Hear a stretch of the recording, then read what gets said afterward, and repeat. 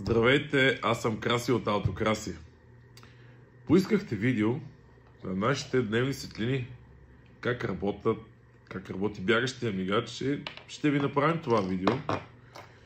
Така че, това е инсталацията за бягащите светлини. Много е лесна за свързване, всеки може да си я включи, да си я свърже към автомобила, нищо сложно няма. Щракате буксите на дневните светлини.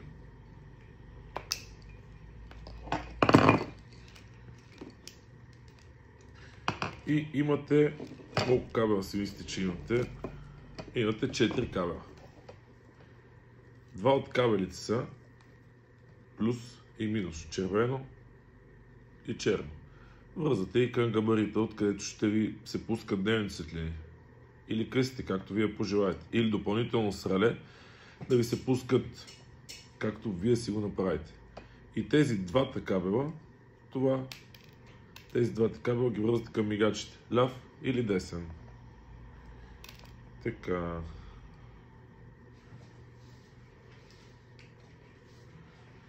Тук имаме едно кабелче. Представете си, че е акумулатора на автомобила.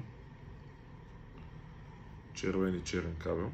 След като го свържа, дневните светлини заработиха. Работят страхотно.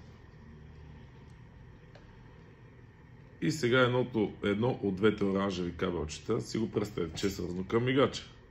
И какво се случва? Мигачът сработва.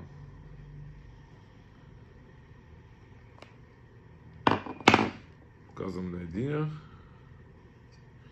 Сега ще покажем и на другия.